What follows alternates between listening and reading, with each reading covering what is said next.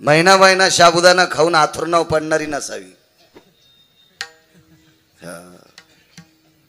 आता दसरा झाला की यांचे हेमोग्लोबिन तपासा.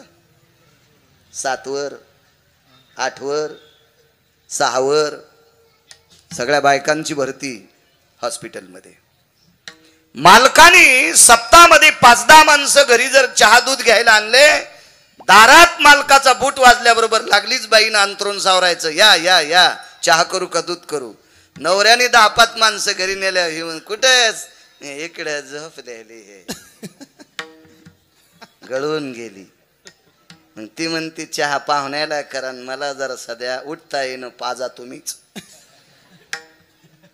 अशी नवऱ्याची बेइज्जती करणाऱ्या तुम्ही नाहीत. हिशोबात उपासधरी जा. जगदंबेच्या पुढं साष्टांग दंडोत घाला. ती म्हणत नाही माझा उपवास धरा, साबुदाणा खा, शरीर खराब करा असं जगदंबेनं सांगितलं नाही. जे उपास ज्ञानोबाराय तुकोबारायने सांगितले ते उपास धरायचे. भंगीराईनं सांगितलेले उपास धरू नका, मरून जाता. विठाला विठाला विठाला. शारदीय नवरात्र महोत्सव म्हणजे स्त्री शक्तीचा जागर, नारी शक्तीचा उत्सव. या परम पावन भारत देशातल्या पवित्र नारींच्या चरणी गिरगावकराचा साष्टांग प्रणिपात. तुम्हाला कोटी कोटी शुभेच्छा देतो. मोठ्या श्रद्धेने मोठ्या आतुरतेने आपला अमूल्य वेळ खर्च करून आलेला श्रोतावर्ग तुमच्या चरणी साष्टांग प्रणिपात. महाराष्ट्राच्या मातीतील मृदंग क्षेत्रातील भगवान शिवजीनं आरक्षित केलेलं वाद्य, वारकरी संप्रदायामध्ये कुठलं वाद्य असावं म्हणून भगवान शिवशंकर देवादिदेव भगवान पंचाननाने आरक्षित केलेलं वाद्य म्हणजे मृदंग नावाचं वाद्य आहे. आणि या वाद्याची ज्यांच्यावर अतूट कृपा झाली, या महाराष्ट्राच्या मातीतील बुलंद तोप चे भरतजी महाराज पठाडे आहेत, त्यांनाही प्रणाम. वारकरी संप्रदायात नाविन्यपूर्ण गोड अशा सुंदरशा चाली, गोडसा व्यासंग आहे, नित्यनेम असे आदरणीय मच्छिंद्रनाथ आप्पा वांगीकर, त्यांना सुद्धा मनपूर्वक प्रणाम करतो. तसेच उत्तरेश्वर बापू वांगीकर, त्यांनाही मनपूर्वक प्रणाम करतो. आमचे आदरणीय सदानंद गुरुजी, गोड गोड ज्यांचा आवाजावर प्रभुत्व आहे. आणि आमच्यात मी जिथं राहतो तिथलेच आमचे सोपान महाराज, त्यांचाही आवाज अत्यंत गोड मार्मिक आहे, त्यांना सुद्धा प्रणाम करतो. बाजूचे आदरणीय हरिभक्तीपरायण उद्धव महाराज, त्यांना सुद्धा प्रणाम. तुम्ही बेलूकर चाकूरकर, तुम्हालाही प्रणाम. आदरणीय स्वामीजी, या परिसरातला अत्यंत मार्मिक तात्विक जुनाट पारमार्थिक क्षेत्रातलं रत्न जुन्या लोकांना मानावं लागत असतं. कारण सांगू का, जी माणसं मोठ्यांना मानतात तीच माणसं मोठी होत असतात. आणि जी माणसं मोठ्यांना झिरकाडतात ती हरामखोर पोत्र्याच्या पण लायकीची राहत नाहीत. विठाला विठाला.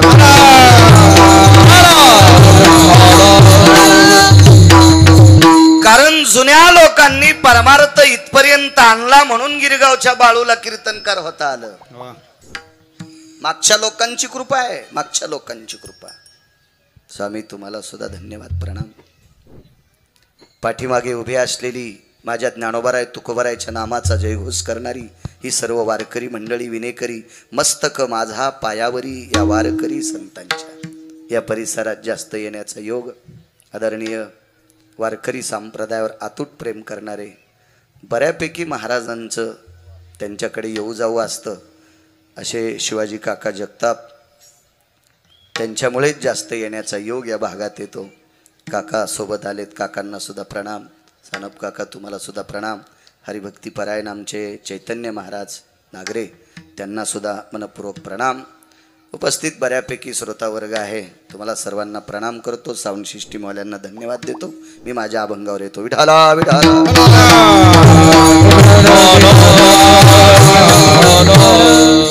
भक्त म्हणावे तयाशी नगुंते जो आशा पाशी. ज्याची आशा निवाळून गेली तो भक्ताच्या यादीत आहे. श्रुतीशास्त्राचा एक सिद्धांत आहे, आशा ज्याच्याकडे काहीच नाही त्याला प्रेत म्हणतात. ज्याची आशा सगळी संपली का त्याला प्रेत म्हणतात. आशा जर कायमची संपली तर गिरगावच्या बाळूला गिरगाव दिसणारच नाही ना. तो प्रेताच्या यादीत आहे. आणि ज्याच्याकडे आशा जास्त आहे आप्पा त्याला गाढव म्हणतात. आशेचे बांधले आशेचे बांधले वाया गेले तुका म्हणे वाया गेले तुका म्हणे वाया गेले तुका म्हणे वाया गेले तुका म्हणे वाया गेले तुका म्हणे वाया गेले तुका म्हणे वाया गेले बांधले तुका म्हणे वाया गेले तुका म्हणे वाया गेले तुका म्हणे वाया गेले तुका म्हणे वाया गेले. जेवणात लोणचं जितकं असतं का तितकी आशा संप्रदायात मान्य करते. लोणचं इतकी वर्ण इतकी नाही. लोणचं थोडस वापरत असते तेवढी आशा ठीक आहे. नियम नाही त्याला कुत्र म्हणले. नित्य नेमावीन अन्न खाये तो श्वान. नियम नाही त्याला कुत्र म्हणले ना. अति नियम ज्याच्याकडे त्याला गाढव म्हणले. मधल्या चौकटीत चलतो तोच परमार्थिक आहे. पंढरपुरातले मालक सख्या बहिणीकडे गेले.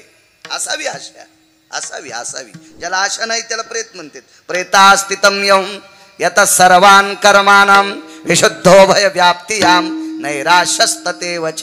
त्याला पोळीलं काय, जाळलं काय, गाळलं काय, कापलं काय, फेकून दिलं काय, वड्याला फेकलं काय, गंगेत टाकलं काय, काय कळतं प्रेताला? काही कळत नाही त्याला. आशा असावी मोजकी लोणचं इतकी. जगाचे मालक बहिणीकडे गेले आणि सांगितलं ताई मला भूक लागली ग. ताई साहेब विटेवरच्या मालकाला म्हणतात दादा माझा नित्यनेम राहिलाय रे.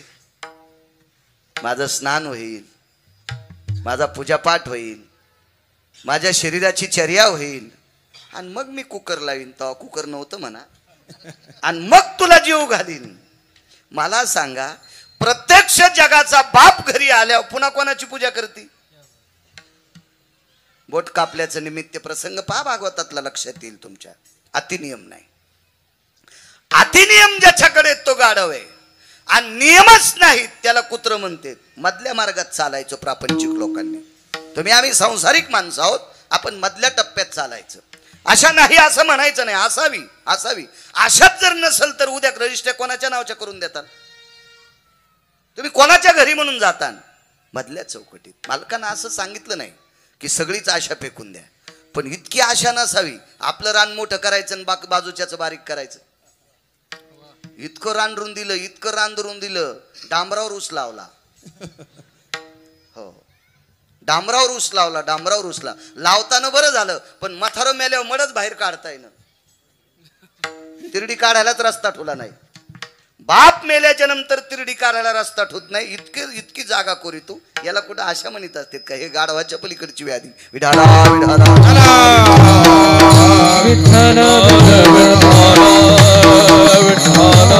निळोबा रायला एका तात्विक व्यक्तीने प्रश्न केला. एक दोन मुद्दे मांडतो तुम्हाला. निळोबा राय ज्यांना मानतात त्यांचे मुद्दे तुमच्या पुढे मांडतो की निळोबा रायला कोण आवडतात. निळोबा रायला सात्विक तात्विक सदाचारी पुण्यशील काही लोकांचे प्रश्न होते आणि काही चारवाकांचे सुद्धा प्रश्न होते. चारवाक कोणाला म्हणायचं? जन्माला आपल्याला आपल्यात येतात, आपल्या सोबत राहतात, आपल्या सोबत मोठे होतात, आपल्या सोबत जेवतात, खातात, फिरतात आणि आपलीच वाभाडे काढतात. यांना चारवाक म्हणतात. चारवाक म्हणजे दुसरी लोक कोणी नाहीत, आपल्यातलीच लोक. आपल्यातलीच लोक. चारवाक कोणाला म्हणायचं? ज्या तोंडानं स्तुती करते, जेने मुखी खाली येऊन कशाला सांगू जास्त. घाण खाल्ले इतकं पाप लागतंय. घाण खाल्ले इतकं पाप. याला चारवाक म्हणायचं. चारवाक.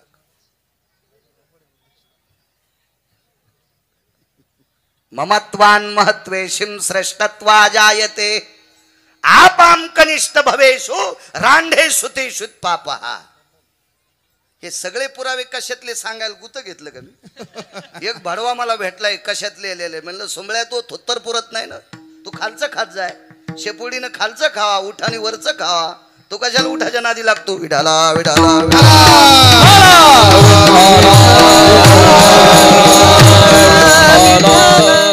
स्वतःला मोठं म्हणणं आणि दुसऱ्याला कनिष्ठ समजिणं.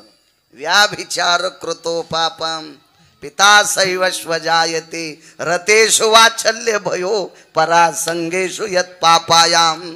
खाली येऊन सांगू का? तो त्याच्या पित्याचा नाही अशी श्रुती सांगते. विठाला विठाला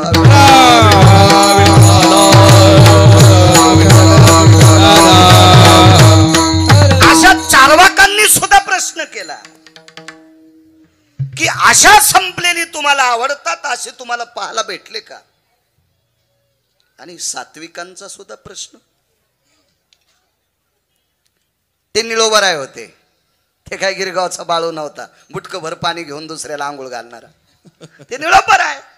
कोणाला म्हणायचं निळोबराय? अहो देवाला परत करावं. इथे तुझं लागी बोलाविले कोणी प्रार्थिल्या वाचून. आला शिका सरपंचाला राम राम नाही घातला तर ते मोठा मशिवानी फुगतू. इथल्याला नाही म्हणालो आम्ही. मी आमच्या तिकडे सांगायला. तिकडे गेल्यावर इकडे झटकायचे. दुसरे आणू तरी कुठून? ग्रामपंचायतच्या सदस्याला राम राम नाही घातला तर तो फुगतो. सोसायटीच्या मेंबरला राम राम नाही घातला तर तो फुगतो. हे सगळे कोण्या दिवशी बटन दाबून मारायचे ज्याच्या हातात ते त्याला जगाचा बाप म्हणतात. आणि त्याला सरळ सरळ येऊ नको म्हणणं किती राग येईल. पण नाही आला कारण हे तत्वानं वागणारी लोक होती. ही ज्यांच्यात धमक आहे ते निळोबर आहे. हे चारवाकाला याला भेणारी व्यक्ती थोडीची ती. परत त्याला पाकिटाचा संबंध नव्हता ना त्याच्यामुळे भीती नव्हती. यजमान नाराज होईल का? आपल्याला जाताना चाक आणील का? याची भीती तुम्हा आम्हाला. त्याला काही गरजच नव्हती ना. त्याच्याकरता ती भीत नव्हती. निर्भीड माणसं होते.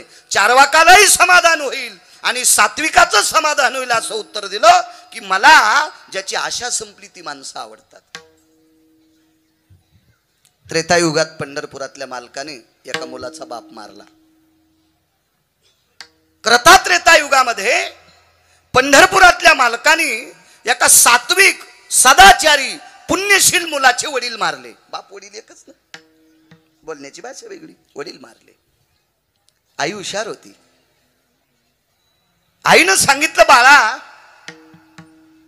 पंढरपुरातल्या मालकानी जरी माझ्या कपाळावरचं कुंकू पुसला असेल म्हणजे तुझ्या बाबाला जरी मारला असेल पण लक्षात ठेव झेंडा त्याचाच धर. बरं तू झेंडा त्याचाच धर. याला म्हणायचं आई सात्विक. याला म्हणायचं आई सदाचारी. याला म्हणायचं आई पुण्यशील. ती या भारत देशातली स्त्री होती. ती किती मोठ्या आहात माझ्या माईंनो तुम्ही. इतक्या मोठ्या आहात. त्या मुलाला भरत बुवा सांगणारी बरीच लोक होती. त्याला कमी लोकांना सांगितलं नसेल आप्पा तू विटेवरच्या मालकाचा झेंडा धरू नको असे बरेच लोक म्हणले असतील. बरेच जण म्हणले तुझ्या बापाला ज्यानं मारलंय त्याचं तू काय भजन करतोस अशी सांगणारी लोक होती. पण त्याचा विश्वास त्याच्या आईवर होता. भक्त म्हणावे त्याशी याच्यावर बोलतोय. कोणाला भक्त म्हणायचंय? आणि आईच्या विश्वासावर ठाम राहिलेला पुत्र त्याच मालकाचा झेंडा धरला.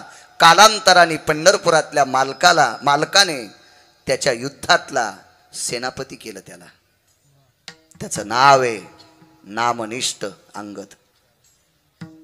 धर्मनिष्ठ अंगद. वारकरी अंगद. अंगदाला सेनापती पद देऊन टाकलं. वेगात सांगतो भक्त म्हणावे तयाशी. सुवेळेच्या ठिकाणी पंढरपुरातले मालक म्हणजे प्रभू रामचंद्र सुवेळेच्या ठिकाणी 18 पद्म वानर 72 कोटी रीत 56 कोटी गोलांगुळ हे सगळे घेऊन तिथं पोचले. उद्या युद्धाला 1-2 दिवसाला सुरुवात होणार आहे. चर्चा विनिमय झाला. मीटिंग लावली. त्या बैठकीमध्ये मारुतीरायाला आमंत्रित केलं. माझ्या पैठणच्या मालकांच्या उकोक्तीनुसार निष्ठावंत वारकरी येऊनी जन्मला मरकट वैष्णवा माझी अतिश्रेष्ठ हनुमंत मनावया कनिष्ठ ऐसा पापिष्ट कोण आहे. मालक सांगतात पैठणचे तो वैष्णवा माझी अतिश्रेष्ठ अशा नामधारकाला त्या बैठकीत आमंत्रित केलं आणि त्या नामधारकाला मारुतीरायांना विटेवरच्या मालकांनी प्रभू रामचंद्रांनी सांगितलं, हनुमंत जी प्रभू जी जी जी जी.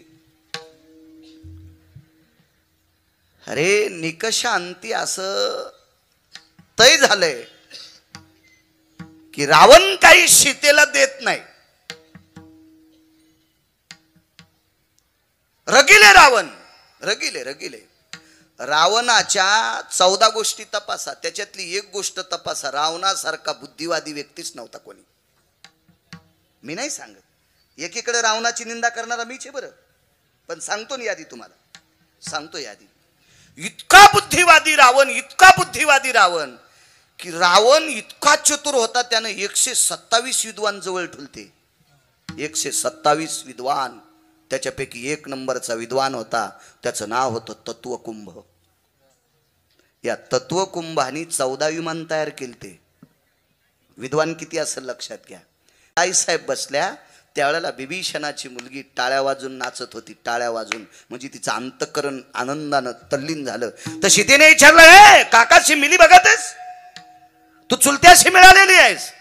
तुझा काका बाहुबळानं या विमानात बसून मला लंकेत घेऊन जातो आणि तू नाचती. ऐक म्हणले सीते, काळजी करू नकोस, राम जिवंत आहेत म्हणून नाचायले. तर सीतेनं सांगितलं, मला धरताना तू रडत होती, विमानात टाकल्यावर हसतीस, असं तुला काय कळालं? कोणी निरोप केला राम जिवंत आहेत? ऐक म्हणे सीते, मैत्रीण होती ना, अरे तुला बोलत होती त्रिजटा. त्रिजटा सीतेला आव जावं कधीच बोलली नाही. रामायणात बघू नका, वेगळ्या पुराणात घुसा, मग लक्षात येईल तुमच्या. त्रिजटेनं सांगितलं, सीते तुझ्या कपाळावरलं कुंकू जिवंत आहे, तुला कळालं कसं? मला कळत नाही म्हणे, विमान सांगते. या विमानाला विधवा स्त्रीचा पाय लागल्यावर विमान जळून जाते आणि तू बसल्याच्या नंतर विमान जळत नाही, याचा अर्थ तुझे मालक जिवंत आहेत. काय विद्वान असेल आप्पा तो विमान करणारा? काय विद्वान असेल तो? त्याचं नाव आहे तत्वकुंभ. तेव्हा अर्थशास्त्रात एक नियम होता, ज्याला मोठं व्हायचं का त्यानं चांगल्याला आपल्याकडे बोलवा, आणि चांगले जर आपली लायकी नसल्यामुळे आपल्याकडे येत नसतील तर आपण चांगल्याकडे जा, आपण चांगल्याकडे जा. रावणाची लायकी होती याच्याकरता त्यानं चांगली आणली, आपली लायकी नाही ना एवढी लोक आपल्याकडे बोलवायची, आपण त्यांच्याकडे जा. मोठं झाल्याशिवाय राहतच नाही. पण आपलं नेमकं कसं होतं माहितीये का? कुत्र्याला नाद असतो हातीला भोकायचा, कुत्र्याला नादच असतो हत्तीला भोकायचा, पण कुत्रे कधीच डसत नाहीत. कुत्रे बी हुशार असतात, हत्तीला डसलं की आपण बोचरे होतो. हत्तीची त्वचाची इतकी स्वामी कठीण असती, कुत्र डसलं की त्याच्या त्वचेत घुसलेले दात पुन्हा वापस येतच नाहीत. कुत्र बोचरच होत. भुंकोनी श्वान लागे हत्ती पाठी. मोठे विकत घेतले. रावण इतका चतुर आहे. रावण भक्तिसूत्रात मर्मज्ञ होता. मी नाही म्हणायचं. काशीतले मालक रावणाला मानित होते. काशीतले मालक रावणाला मानित होते. तुमच्या विद्वत्तेला भरतबुवा लोक मानतेत म्हणून 3 जिल्हे ओलांडून इथं आलात ना. तुमच्या गायनाला आप्पा, बापू, सोपान, सदानंद गुरुजी, बाजूचे महाराज, तुमच्या विद्वत्तेला सन्मान आहे म्हणून इकडे आलात ना, म्हणून किंमत आहे ना. एरवी कोण किंमत दिली असती? ही झाला आपला प्रश्न. रावणाच्या विद्वत्तेचा आप्पा इतका सन्मान होता, इतका सन्मान. ज्या गावाची वास्तुशांती करायला रावण बलीला, त्याच्या विद्वत्तेवर काशीतले मालक इतके प्रसन्न झाले, ते गावात देऊन टाकलं. वास्तूच्या पूजेला बलील तर रावण, वास्तूच्या पूजेला. आणि मंत्र आवडले, त्याचे मंत्र आवडले. काय मंत्र असतील? या लाक्षम बुधभयोस्थित मिमग्रध्वजन्याय या सर्वं वास्तु पुरुषां दोषा निवारणहितारतायां मम ग्रहे चिरकाल यत् संरक्षिता आप्राप्तो प्राप्त रमाधिष्ठितं यत् लोकत्रय भूषित पुण्य पुण्यकालाय मार्थेषु संपन्ने राजाश्रयं मंडितां पूर्णकीर्तियो यज्जायते ध्वज सर्वास्थितयं लहरश्यामं पतिनिरायं यज्जायते कृतियाय नैवं गिरगावकर लिखितम्.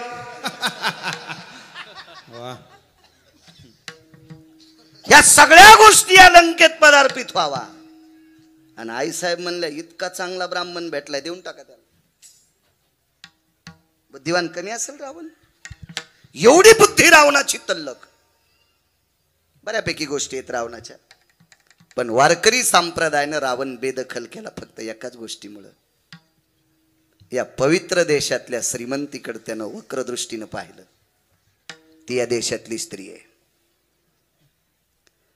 मालकांचा एक पुरावा आहे, आपली बायको सोडून जगातल्या प्रत्येक स्त्रीला जर विटेवरची मालकीन समजलं तर आपली संपत्ती जळती का? परावी अनारी रखुमाई समान मानिली आदन काय वेचे. आणि या परीक्षेत रावण नापास झाला. बाकी रावणाची एकही परीक्षा कोणी तपासायचीच नाही, इतका रावण श्रेष्ठ. आणि तो रावण त्याला शिष्टाई करता पंढरपुरातल्या मालकांनी अंगदाला पाठविलत. अंगद परत आले, देवाला सांगितलं, तो ऐकत नाही. म्हणून विटेवरच्या मालकानं मीटिंग घेतली आणि मारुतीरायाला सांगितलं, तो बेटा सीता देत नाही आणि सीता नेल्याशिवाय मी राहत नाही. सीता नेल्याशिवाय मी राहत नाही आणि तो देत नाही. याचा अर्थ तो मरेपर्यंत सीता देणार नाही. आणि विटेवरचे मालक म्हणले, बेट्याला मारीन पण सीता नेईनच. त्याला मी मारीन पण सीता घेऊन जाईल. मग राजकारणात साम दाम दंड भेद या गोष्टी चलत असतात. यानं तिकडं उडून जाणं, त्यानं तिकडं उडून येणं, हे चलत राहत असतं. चलत पहिल्यापासून चलत आलंय. एक उंदीर दुसऱ्या उंदराच्या बिळात गेला बर का. हा वर चढ उंदीर असल्यामुळं तो बिळ सोडून पळू लागला बर का. पण पळत असणाऱ्या उंदरानं सांगितलं, तू काळजी करू नको, आपला पहिला वाद होता, आता भांडण नाही, आपण दोघं मित्र झालो. आता दोघं मिळून आपण चांगले चांगले पोते टोकरू बर का.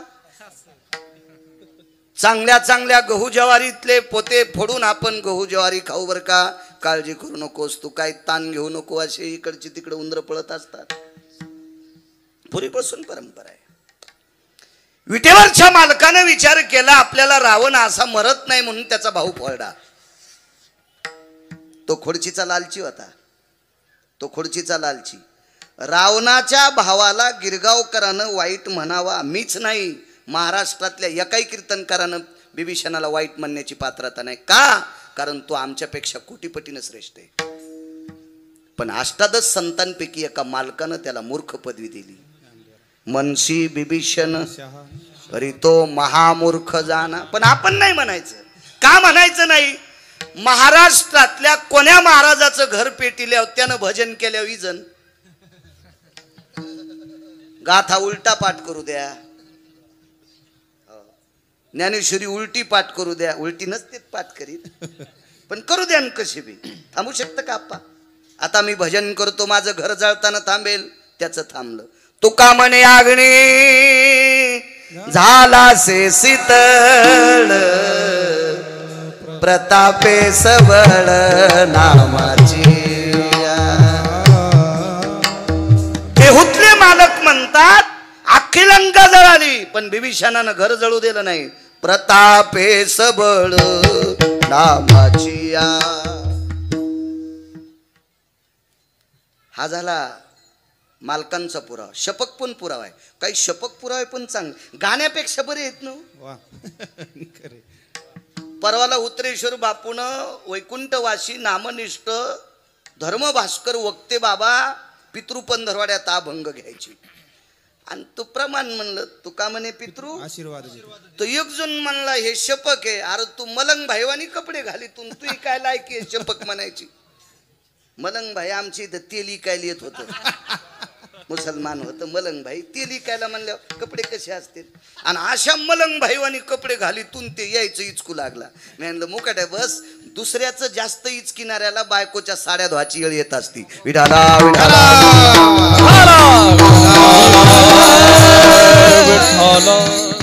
या प्रत मधले नसल, नागपूर प्रत मधले अभंग असतील. गाण्यापेक्षा चांगले आहेत ना, आहे का नाही? एक शपथ पुरावा आहे. आग लगी लंका में हलचल मचाई, विभीषण की कुटिया कैसे बचाए, कैसे बचाए। अख्खी लंका जळाली। इथं मालकाचा पुरावा पोषक प्रतापे सबळ नामाची, देऊतले मालक सांगतात नामाच्या बळावर भजनाच्या बळावर त्यानं घर जळू दिलं नाही, म्हणून आमच्या सारख्या कीर्तनकारांनी विभीषणाची चेष्टा करायची नाही, ती मालकाची ताकद आहे म्हणतील अष्टादश मालकांपैकी। या विभीषणाला फोडलं प्रभू रामचंद्रांनी, घेतलं पंढरपुरातल्या मालकांनी जवळ, मीटिंग बसली, भक्त म्हणावे तयाशी हे सांगत होतो, मला ऊसाला पाणी देताना गवत उपटायचा नाद आहे म्हणून लांबत ना, नाही तर आता लोक तर 2-4 पुरावे आणले असते, ते नादच पडा, ते काय बरं खुरपायचं काम पडत नाही पुन्हा मग। हनुमंत जी इथपर्यंत आलतो आम्ही, मारुतीराय म्हटले जी जी प्रभू जी जी जी। अरे रावण सीतेला देत नाही, बर काय करावं लागेल मालक, युद्ध ठरलेलं आहे, ठीक आहे मालक, रावण मारावा लागणार आहे जी, मला नंतरची चिंता आहे रे हनुमंत। काय चिंता प्रभू? अरे रावण मारल्याच्या नंतर आपण लंका कोणाला द्यायची, कोणाला द्यायची लंका? कोणाला विचारलं माहिती आहे? एका संन्याशाला, 19 संन्याशापैकी 1 नंबरचा संन्याशी मारुतीराय। अहो कुठल्या खेळात बसवा, खेळी या माझी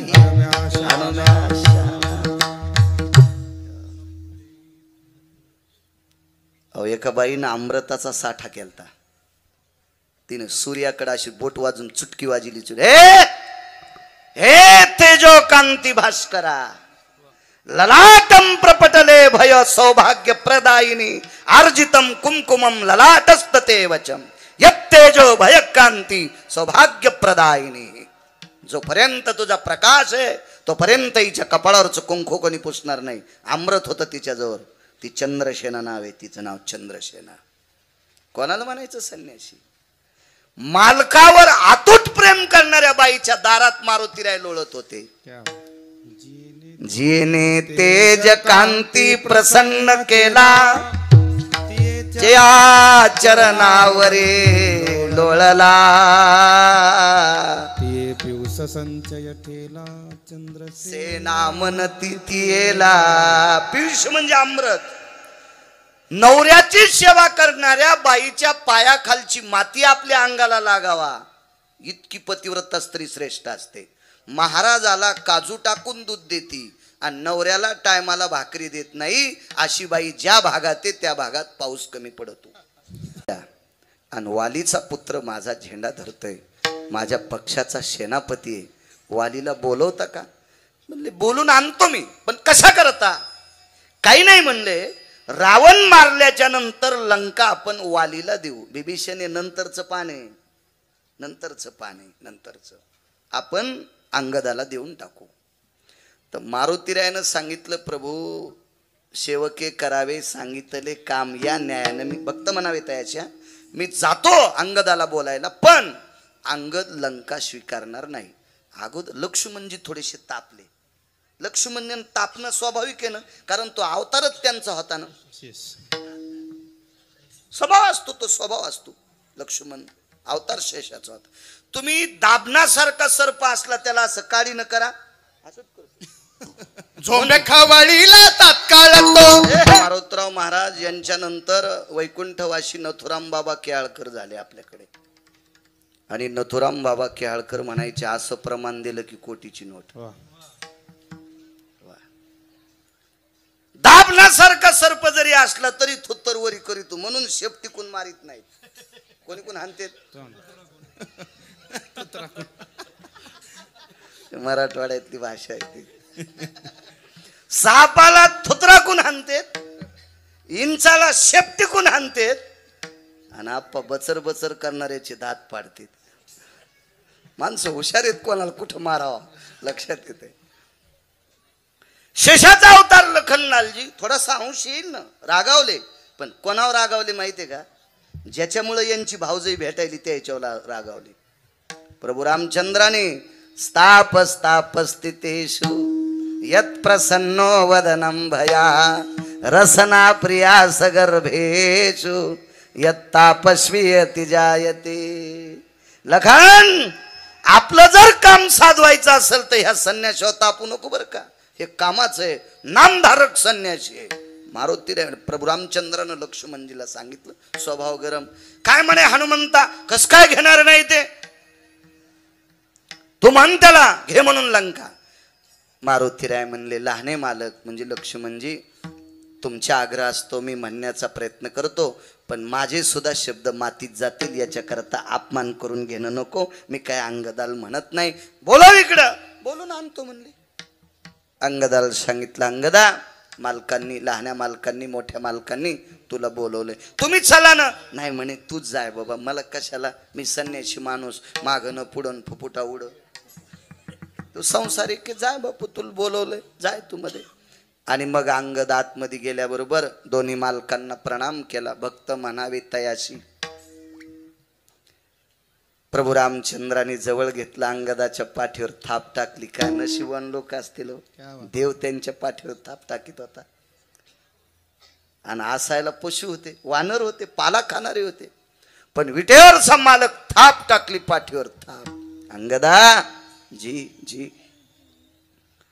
अंगदा एक बोलू, रावण थोडा मगरुरीला आलाय रे.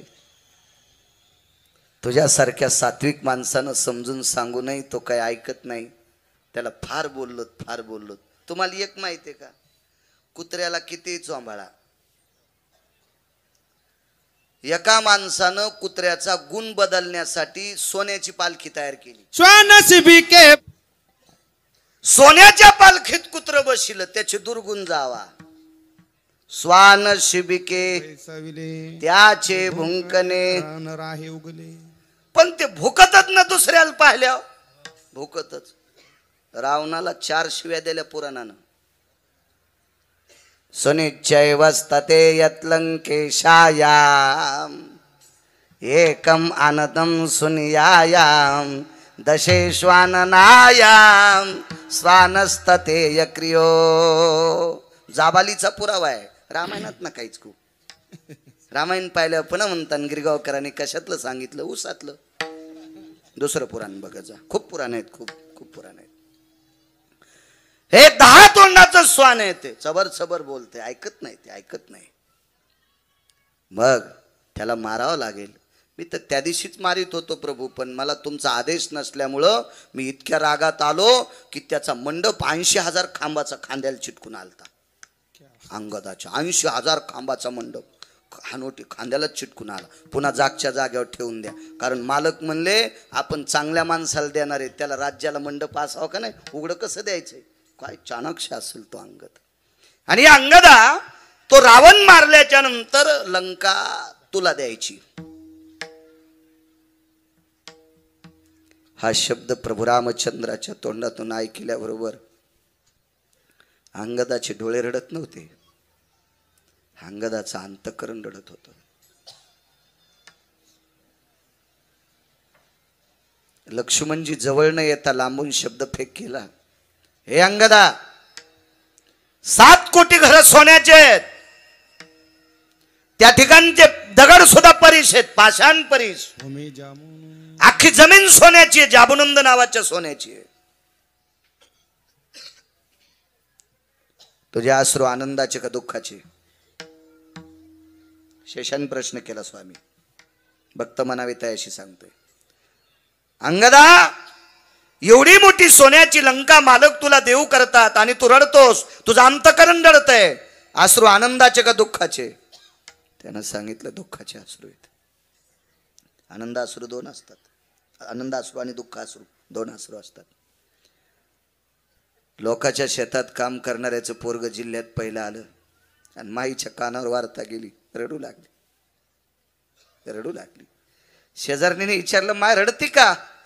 मी लोकाच्या शेतात काम करते, व्यवस्थित दप्तर नाही, चांगल्या वह्या नाहीत, नवे पुस्तकं नाहीत, कोणाकडे ट्युशन नाही, क्लास नाहीत, काही नाहीत, तरी जिल्ह्यात माझं पोरग पहिलं आलं.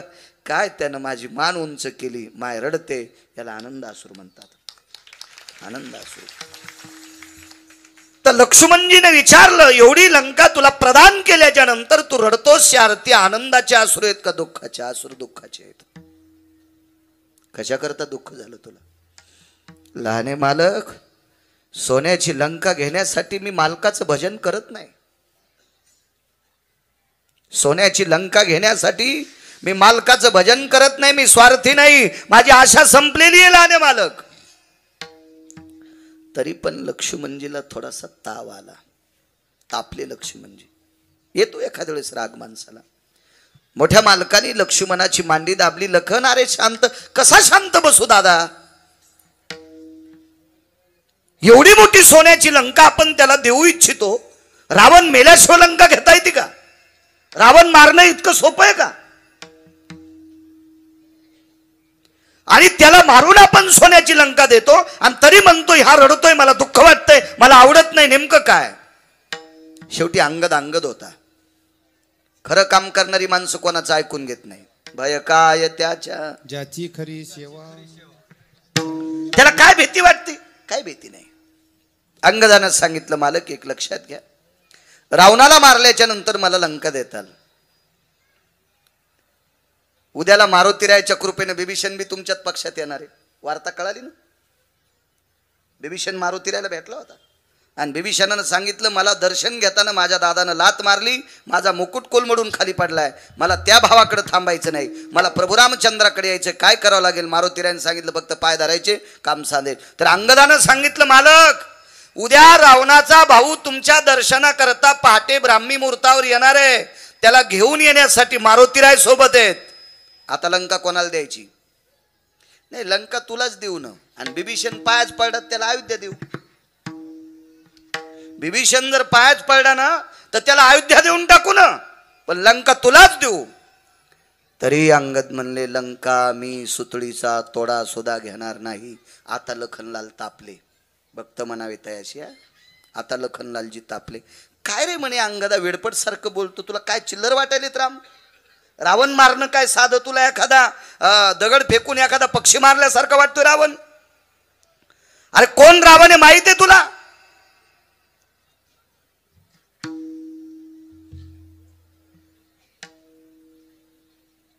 अंगदानं सांगितलं, रावण मला बऱ्यापैकी माहिती आहे. लहाने मालक तुम्हालाच माहित नसावा. पण अंधारात बोलले बरं का अंगद, लोकायत नाही बोलले. अंधारात बोलल्यामुळं जरसा काही राग नाही आला. बायकोनं मालकाचं चुकलं तर दार लावून आतमध्ये म्हणायचं, अहो असं नसतंय बाई, तुम्ही काहून असं करता, असं नका वागू, आपली मुलगी लग्नाला आली, आपला मुलगा नाशिकला शिकायला आहे, तुम्ही असं बुटा हरपून येत जाऊ नका. असं कुठं म्हणायचं? घरात. पण ह्या येड्यावानी करता. अक्कल गहाण ठोली का काय? बुटाडा हरपून येतात, लोकांच्या बाय ऐकत ढोसून येतात लोक. आणि काय होतं लोकांना जे गिन्ने केल्यानं? शहाण्याबाईनं आपली प्रतिष्ठा आपल्या घरात झाकावा, तिला पतिव्रता म्हणतात. आपलं वाण उघड करत नाही तिला पतिव्रता म्हणतात, आणि आपलं वाण दुसऱ्याच्या दारात नेऊन सांगती तिला अवदासा म्हणतात. 7-8 जणी नवऱ्याला नीट बोलत नाही. तुम्ही उभ्या राहा पटकन, लवकर उभ्या राहा, लवकर. माग बघूत नका तुम्हीच. पटकन मी नाव घेई ना. उभ्या राहा पटकन, उभ्या राहा. ए माग काय बघायली बाई, उभी राहा. राहू द्या, सप्ताह होऊ द्यायची नाही पुन्हा. एवढ्या वेळेस माफ करतो. त्याला वाटलं खरंच कळत का नाही. याला विडाला विडाला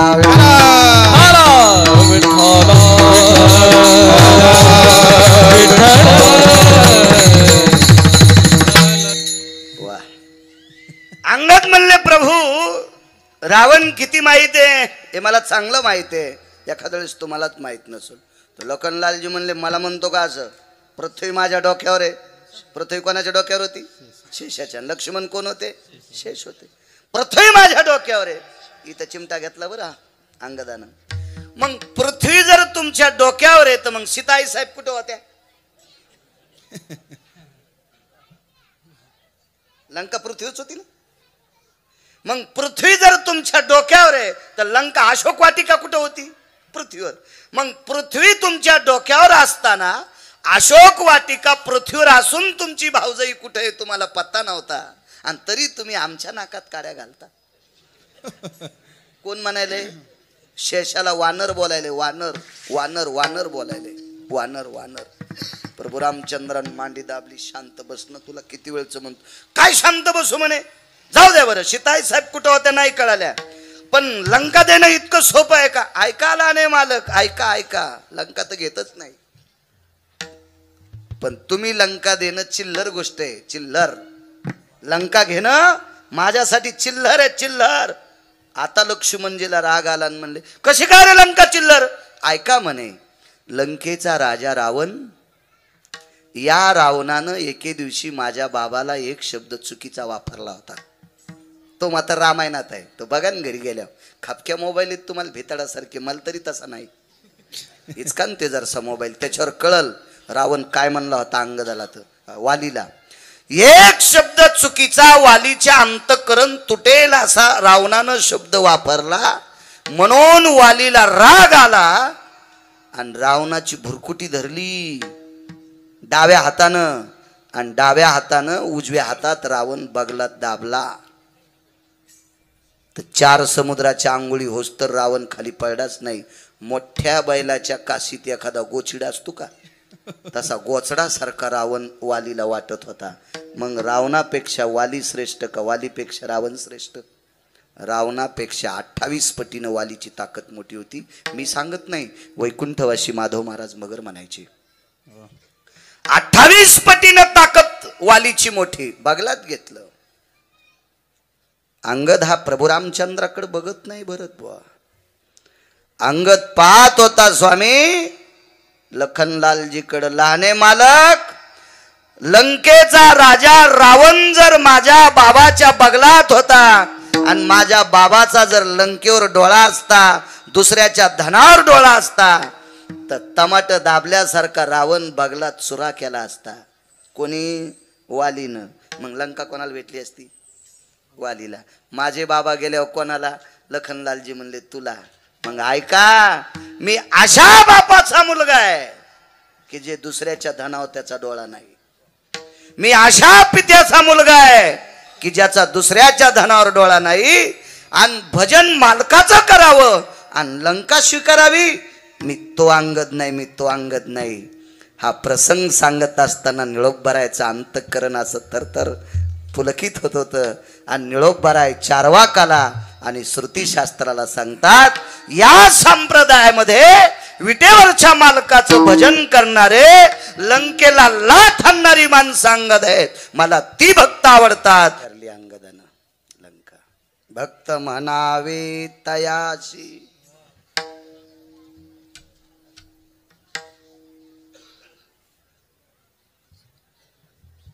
द्वादश सोडायला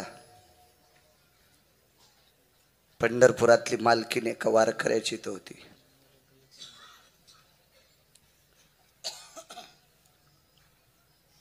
ती द्वादशी होती मंगळवारची,